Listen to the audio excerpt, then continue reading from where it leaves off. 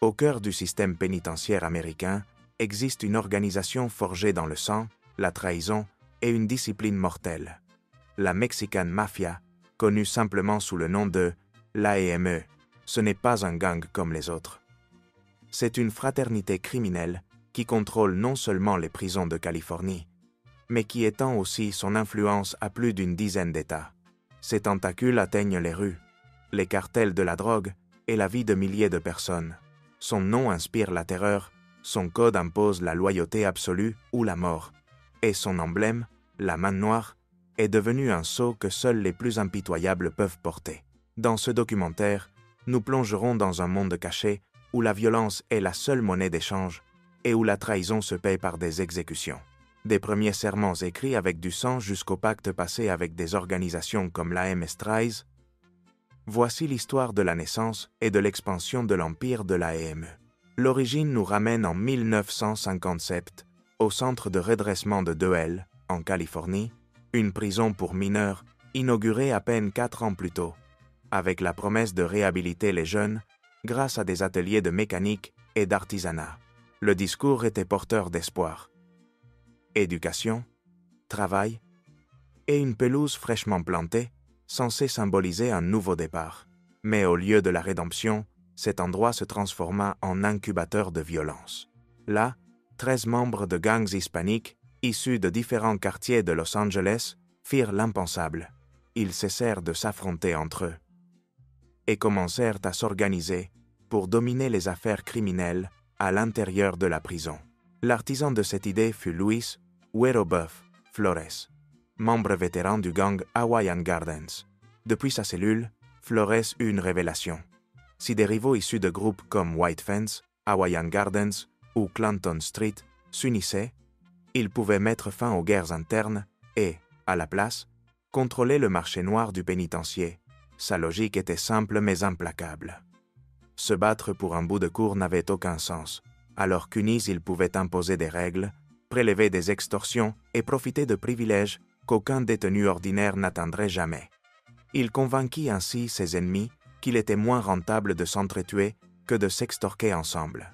Ce pacte fut le germe d'une fraternité qui allait bientôt être connue sous le nom de l'AME, la Mexican Mafia, une organisation qui ferait des prisons son territoire souverain et qui ne serait plus jamais ignorée. Le pacte fondateur donna naissance à ce qui allait bientôt être redouté comme la Mexican Mafia ou simplement la AME. Les fondateurs eux-mêmes considéraient que l'appeler seulement M sonnait faible, dépourvu de la solennité qu'ils recherchaient. Ils voulaient quelque chose qui impose immédiatement le respect, un écho à la Cosa Nostra italienne, mais avec une identité chicana. Ils choisirent comme emblème la main noire, un symbole hérité de la mafia sicilienne, historiquement associé à l'extorsion et à la terreur. Pour la AME, ce n'était pas un ornement.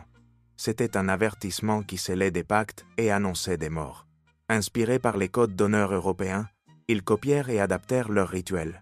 Serment de sang, cérémonie d'initiation et hiérarchie rigide. Cependant, le règlement qu'ils rédigèrent révéla rapidement sa propre contradiction interne. D'un côté, ils interdisaient la lâcheté, la trahison ou toute collaboration avec les autorités. Ils excluaient également les abuseurs, les violeurs ou les meurtriers d'enfants. Et, comme dans tant d'autres mafias, la loyauté envers le groupe devait primer même sur la famille et sur Dieu. Mais en même temps, parmi ces règles émergeaient des traces de camaraderie. Le respect obligatoire envers les familles des autres membres et l'obligation de se protéger mutuellement en toutes circonstances.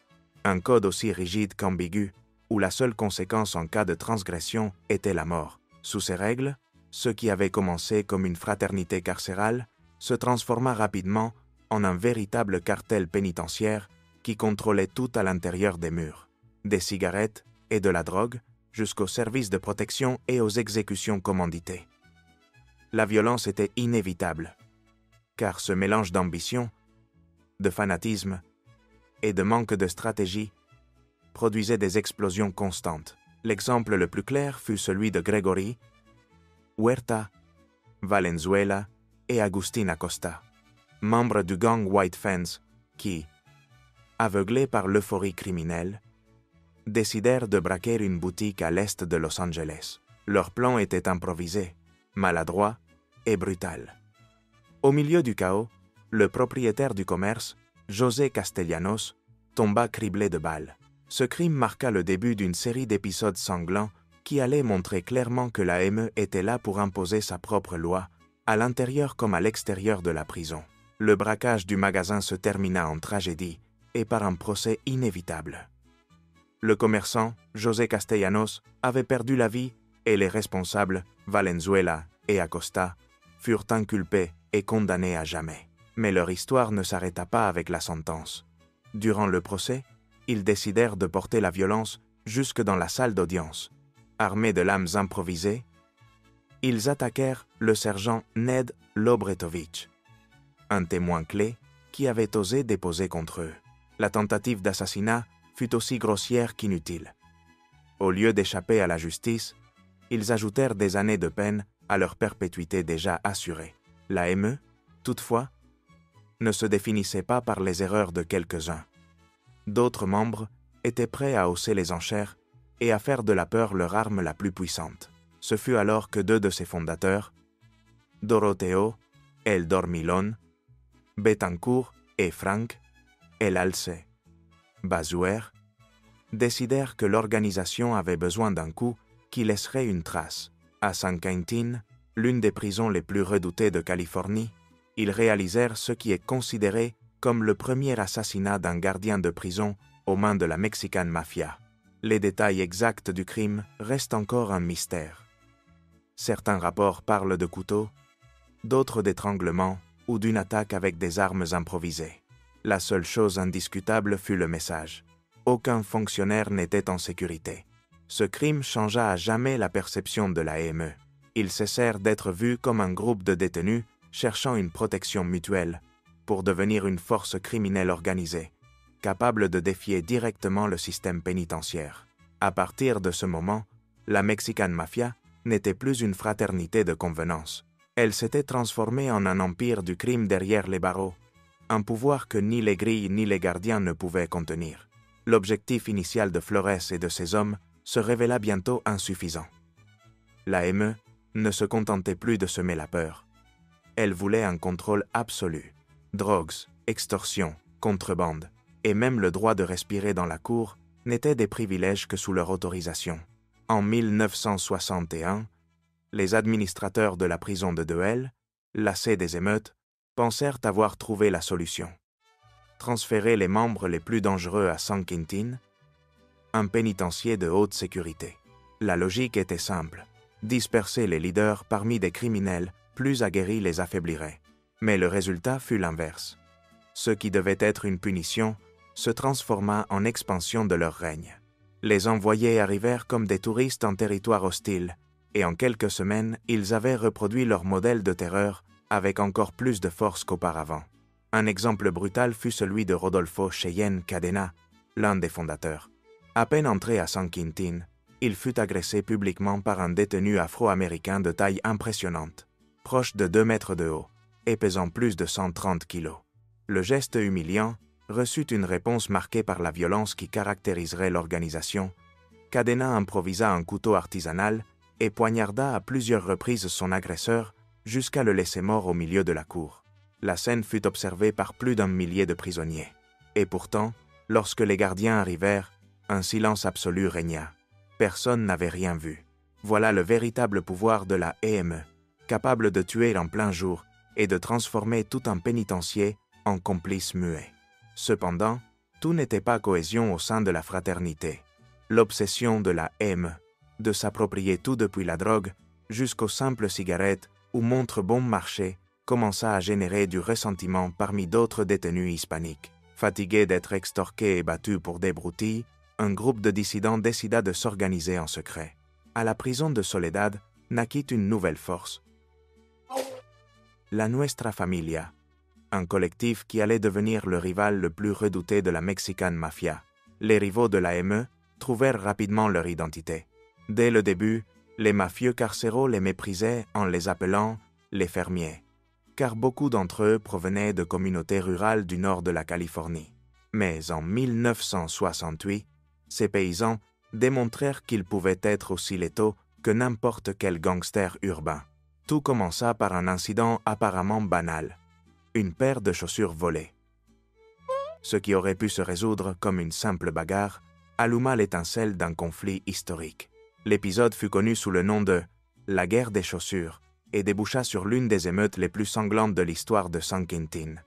10 à 9 détenus poignardés et un mort. Ce fut le baptême officiel de la Nuestra Familia, comme l'ennemi déclaré de l'AME.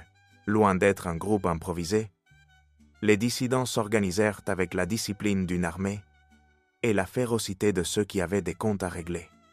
Ils ne se contentaient pas de se battre, ils gagnaient, et ils le faisaient avec la même brutalité, mais avec une stratégie plus calculée qui surprit leurs adversaires. Pendant ce temps, la Mexican Mafia continuait d'étendre son influence. Les membres qui retrouvaient la liberté utilisaient le réseau construit derrière les barreaux pour dominer les rues du sud de la Californie, notamment dans le commerce de la drogue. Leur modèle était simple et impitoyable. Soit tu payais l'impôt au clan, soit tu mourais. Ils n'étaient pas des trafiquants directs, mais une sorte de fisc du crime. Ils prélevaient des cotisations aux vendeurs de drogue en échange d'une protection, même si la menace la plus réelle venait d'eux-mêmes. Personne ne pouvait distribuer la moindre dose sans leur autorisation. Pour renforcer leur domination, ils recrutèrent les gangsters les plus violents de chaque quartier. Ils offraient l'adhésion à la ME comme un privilège absolu, mais assorti d'une clause inébranlable. Quitter l'organisation signifiait la mort. Ainsi, des organisations de rue comme la MS Strays ou la 18th Street devinrent des extensions de leur empire, des franchises criminelles opérant sous le parapluie de la mafia mexicaine. Avec l'arrivée des années 70, la Mexican Mafia avait déjà montré que la discipline interne relevait de la vie ou de la mort. En 1971, l'un de ses membres, Alfonso Pachi Alvarez, commit l'erreur impardonnable: collecter les impôts de la drogue dans les rues et garder une partie de l'argent au lieu de le remettre au chef emprisonné. La réponse fut immédiate et brutale. 2 balles dans la tête, en pleine voie publique de Monterey Park, scellèrent son destin. L'assassinat ne fut pas un simple règlement de compte, c'était un message direct. Même en liberté, les chefs derrière les barreaux conservaient le contrôle absolu. Personne n'était au-dessus de la EME. L'ordre venait d'un homme particulier au sein de l'organisation, Joe Pegleg. Morgan, un criminel vétéran d'ascendance slave, qui, ironiquement, n'avait pas une goutte de sang mexicain. Boiteux à cause d'une vieille blessure, Morgan allait devenir l'un des leaders les plus influents de la ME, respecté pour son sang-froid et sa vision stratégique. À ses côtés grandit Rodolfo, Cheyenne, Cadena, son protégé, avec qui il porta la mafia à un niveau insoupçonné. Ils transformèrent cette fraternité carcérale en une multinationale du crime. Et ils le firent avec un double coup de maître. Non seulement ils étendirent leur contrôle sur le trafic de cocaïne et d'héroïne en Californie, mais ils s'infiltrèrent aussi dans des programmes financés par l'État lui-même. L'un des cas les plus scandaleux fut le pillage de l'association Get Going, un programme de réhabilitation pour toxicomanes financé par des fonds publics. La façade était impeccable. Factures gonflées, thérapie de groupe inexistante et employés fantômes qui touchaient pourtant de vrais salaires. En pratique, les bureaux étaient vides et l'argent s'écoulait directement dans les poches de la EME et de ses alliés. C'était un coup aussi éhonté qu'ironique. La même organisation qui inondait les rues de drogue détournait l'argent destiné à combattre les addictions. Et, pour couronner le tout, elle le faisait main dans la main avec la Cosa Nostra de Los Angeles, avec qui elle forma une société criminelle parfaite. Tandis que les mafieux italiens utilisaient leurs connexions politiques pour obtenir davantage de fonds, la Mexican Mafia apportait l'intimidation nécessaire pour maintenir le silence. Le résultat, un programme social transformé en caisse noire d'une alliance mafieuse qui saignait à l'État sous couvert d'aide communautaire. L'alliance entre la ME et la mafia italienne ne se contenta pas de drainer des ressources publiques. Elle laissa aussi une traînée de sang. Hélène Delia, directrice du programme Get Going, décida de dénoncer la fraude. Elle avait des preuves, des documents et la conviction d'exposer la corruption. Mais elle n'en eut jamais l'occasion. Avant de rencontrer le secrétaire à la santé de Californie, elle fut assassinée de sang-froid.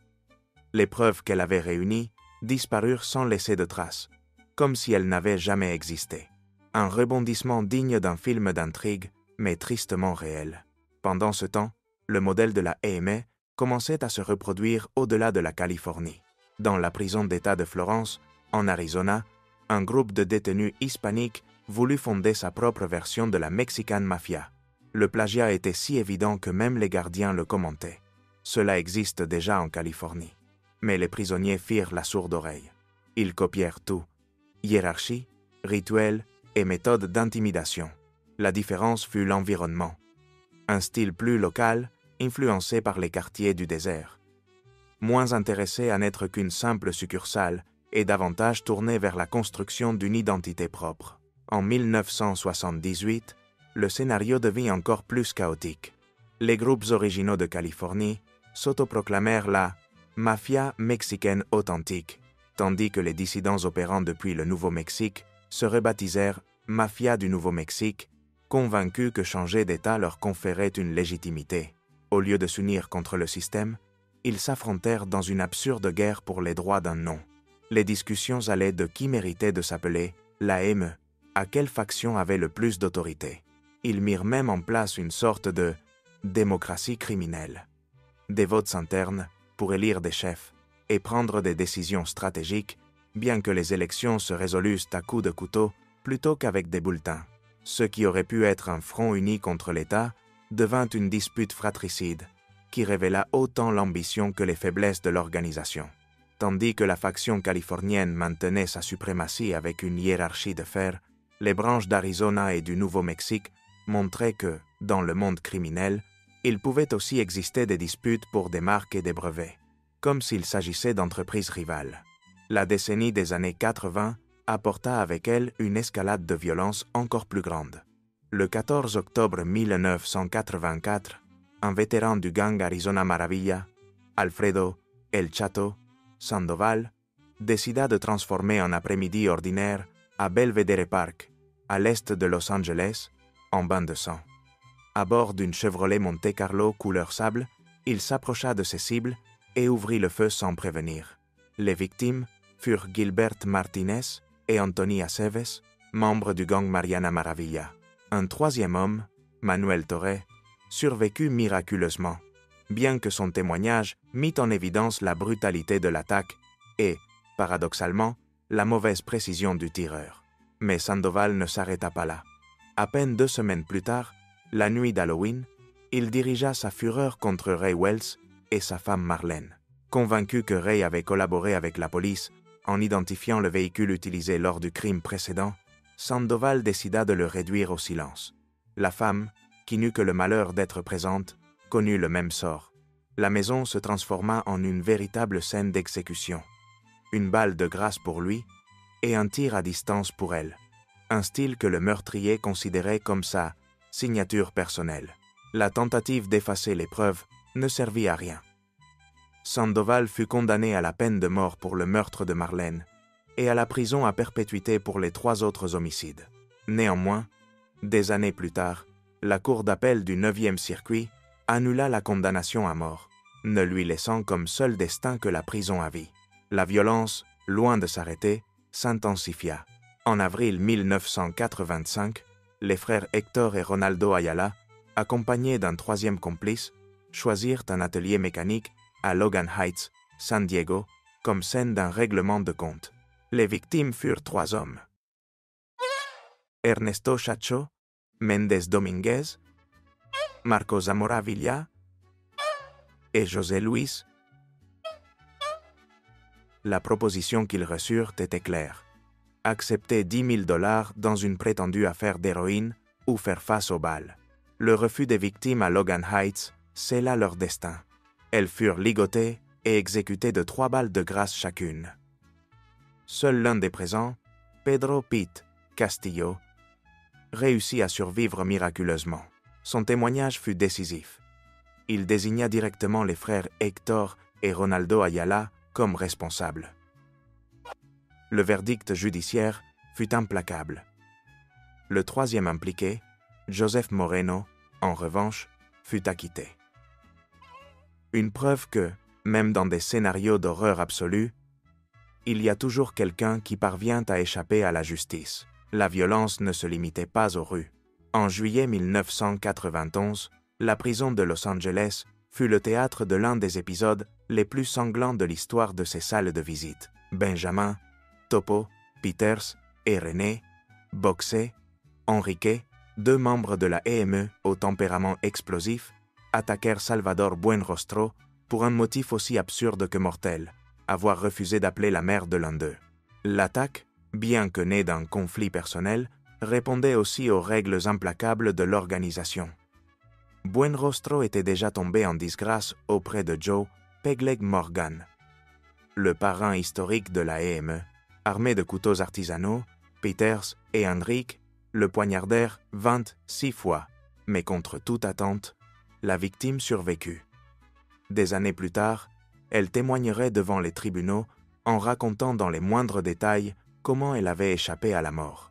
Pour Peters, cela devint une tâche supplémentaire dans un casier criminel déjà marqué par de multiples assassinats. Et les purges internes ne s'arrêtèrent pas. En mars 1992, un autre membre, Charlie Brown, Manrique, fut accusé de lâcheté pour avoir refusé de poignarder un détenu lorsqu'on le lui avait ordonné. Dans le monde de la EME, une erreur de ce genre ne se pardonne pas. La punition arriva sous forme de plomb.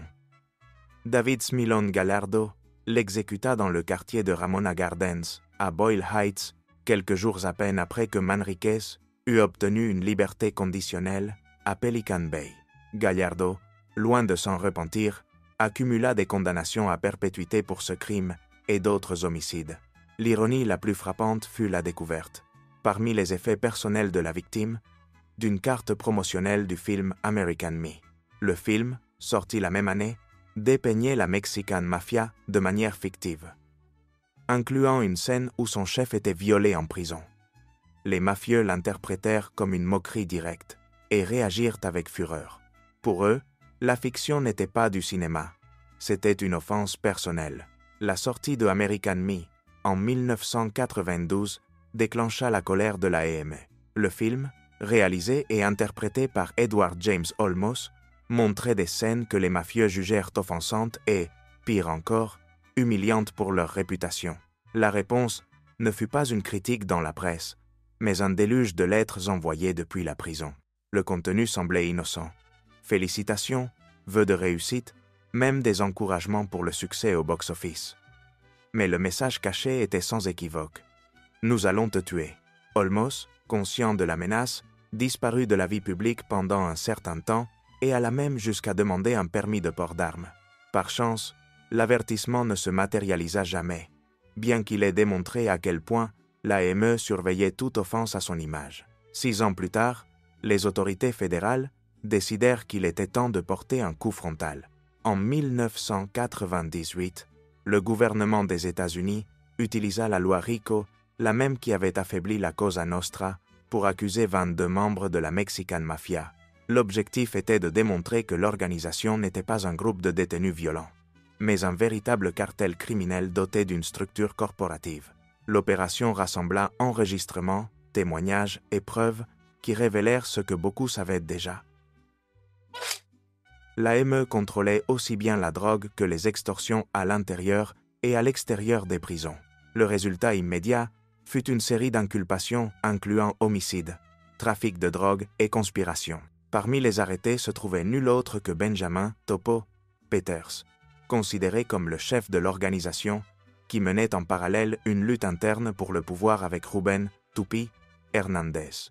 Avec le changement de siècle, la Mexican Mafia non seulement survécut, mais elle s'adapta au nouveau panorama criminel. Tandis que les cartels mexicains étendaient leur influence aux États-Unis, la EME devint un partenaire stratégique.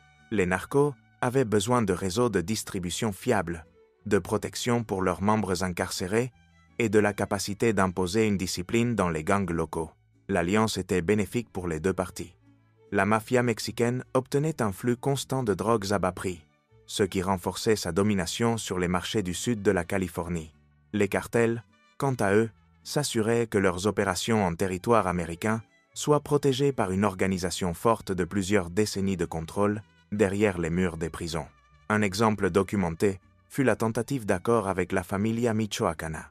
Selon des accusations et des opérations sous couverture, le pacte aurait permis l'envoi massif de méthamphétamine vers la Californie. Garantie sous la protection de la M. En échange, les mafieux recevraient des paiements millionnaires et un approvisionnement constant de drogue qui leur permettait de concurrencer avec avantage n'importe quel rival. Avec le temps, le réseau de la EME étendit son influence et établit des liens avec différents cartels et figures criminelles de renommée internationale. L'organisation était devenue un partenaire fiable pour ceux qui avaient besoin de distribution, de protection, ou simplement de la garantie que leurs affaires ne seraient pas interrompues en Californie. Ce qui avait commencé comme une rixe se termina en exécution improvisée.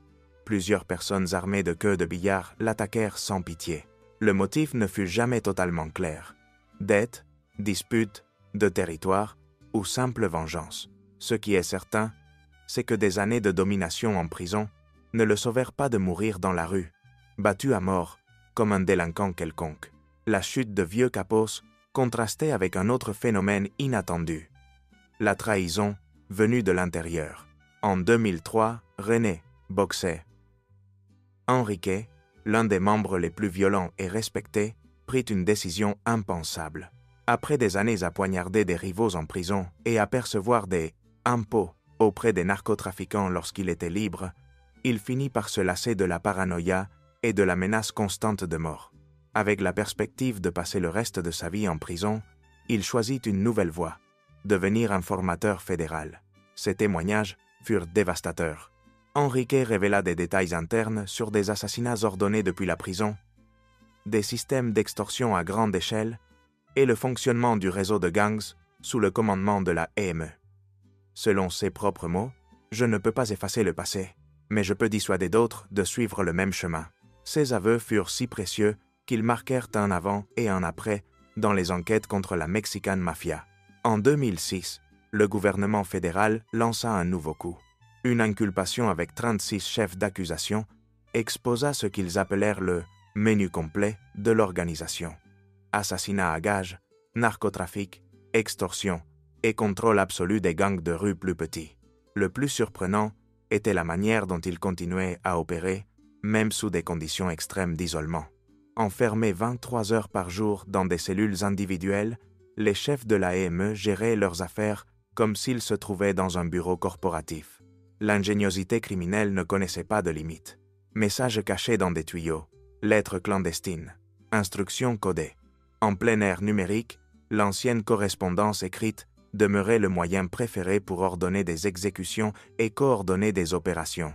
Les enquêtes fédérales révélèrent des méthodes dignes d'un film d'espionnage. Certains membres de la EME en vinrent même à utiliser des télécommandes artisanales pour communiquer clandestinement avec leurs subalternes. La conclusion des agences était claire. L'organisation fonctionnait comme une franchise criminelle, même structure, même violence, mais avec des succursales réparties dans de multiples prisons et quartiers.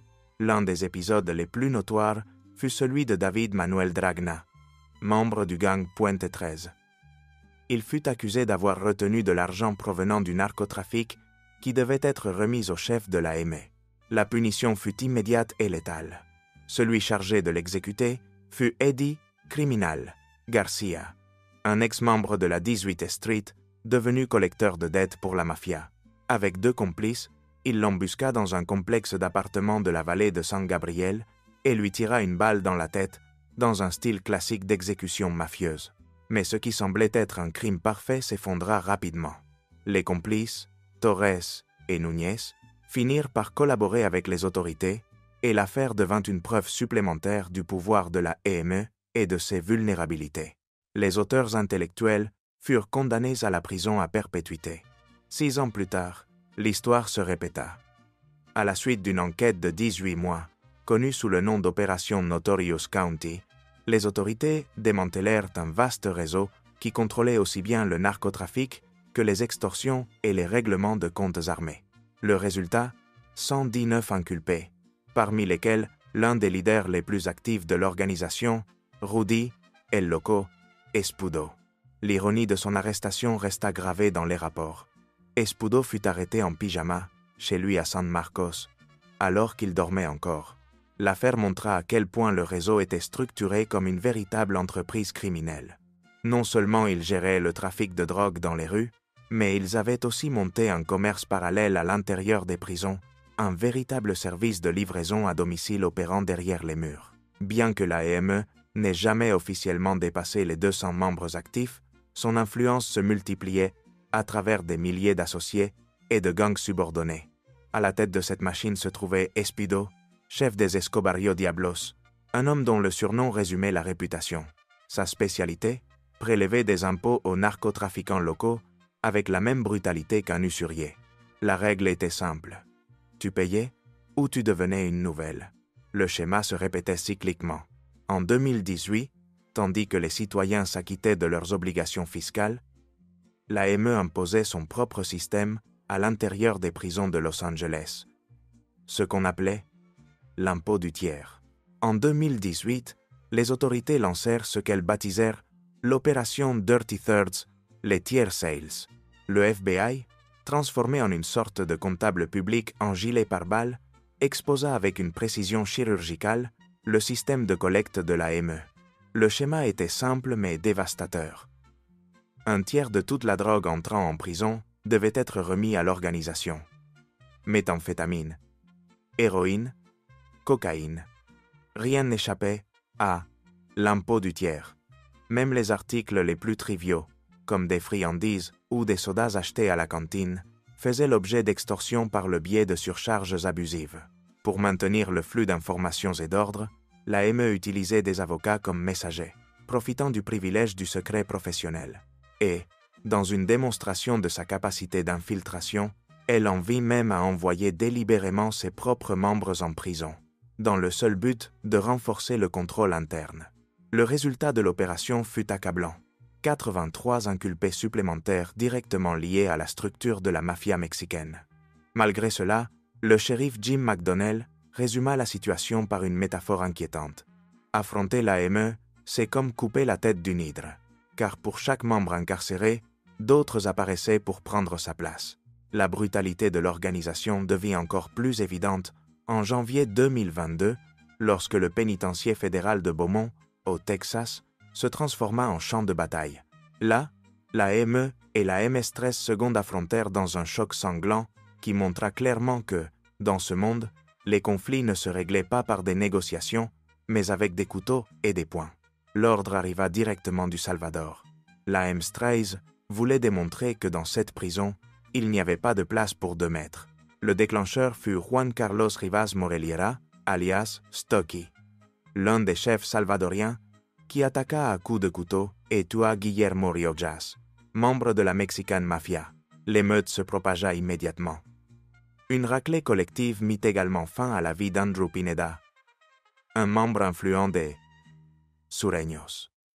2 autres détenus furent grièvement blessés et ne survécurent que par miracle.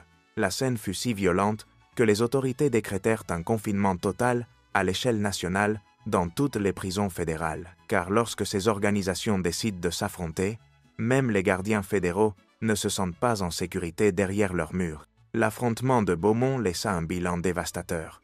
Confinement total dans toutes les prisons fédérales du pays.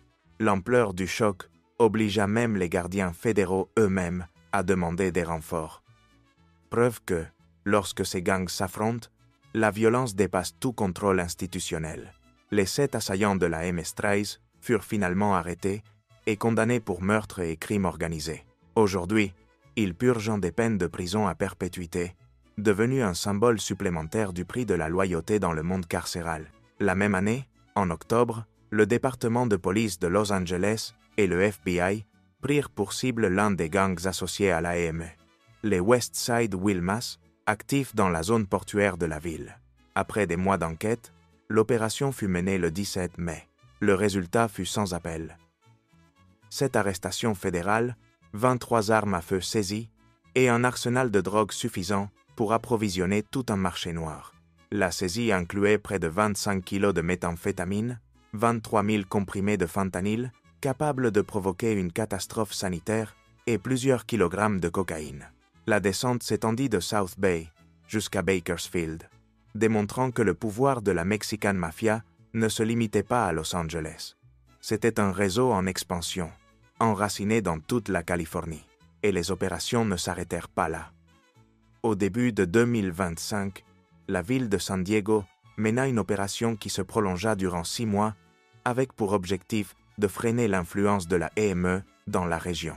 Le bilan: 39 arrestations et une liste de chefs d'accusation qui semblait interminable. Assassinats, tentatives d'homicide, extorsion, trafic d'armes, drogue et même incendie criminel. Cependant, même ces coups portés n'arrivèrent pas à désarticuler la structure. Les chefs continuaient de diriger les opérations depuis leurs cellules de haute sécurité, transformant la prison en un siège corporatif du crime. À l'extérieur, les gangs de rue continuaient de payer les fameux impôts sous menace de mort, et les commerçants ordinaires apprirent à leurs dépens que refuser la EME revenait à jouer à la roulette russe avec 5 balles dans le barillet. Ainsi, une organisation composée majoritairement d'Hispano-Américains continuait de s'imposer comme le pire cauchemar des autorités fédérales aux États-Unis. Une hydre criminelle qui, malgré des décennies de persécution, n'a jamais cessé de croître. Pour la Mexican Mafia, les barreaux n'ont jamais été un obstacle. Leur chef continue de diriger les opérations depuis des cellules de haute sécurité en Californie, comme si les prisons étaient des bureaux exécutifs.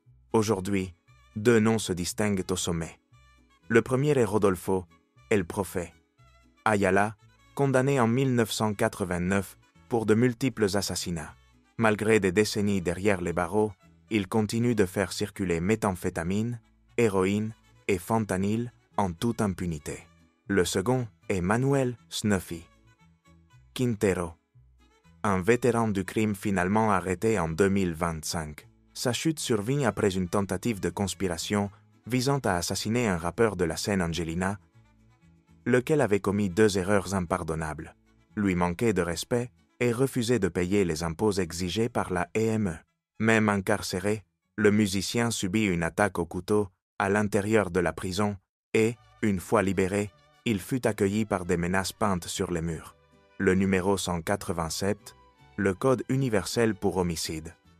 La conspiration, cependant, fut découverte et démantelée par le FBI, qui arrêta Quintero et 19 autres membres de l'organisation. Mais même des opérations de grande envergure ne parviennent pas à freiner cette fraternité. La EME maintient des alliances avec des cartels, comme celui de Sinaloa, et avec des mafias étrangères, y compris des réseaux criminels arméniens. Chaque fois qu'un chef tombe, 3 autres surgissent, prêts à prendre sa place. C'est pourquoi la Mexican Mafia reste, encore aujourd'hui, une pieuvre impossible à décapiter. Une organisation qui a transformé l'enfermement en privilège stratégique et qui garde son ombre étendue à l'intérieur comme à l'extérieur des prisons américaines. L'histoire de la EME est celle d'un empire criminel né dans les cours d'une prison pour mineurs et qui finit par défier l'État lui-même. Un groupe qui a fait de la prison sa forteresse et de la violence sa loi éternelle. Merci de nous avoir accompagnés dans ce voyage à travers la Mexican Mafia, l'organisation carcérale la plus redoutée des États-Unis. Si ce documentaire vous a semblé intéressant, je vous invite à vous abonner à la chaîne, à activer la cloche et à partager cette vidéo avec ceux qui aiment découvrir les histoires les plus sombres du crime organisé. On se retrouve dans la prochaine vidéo.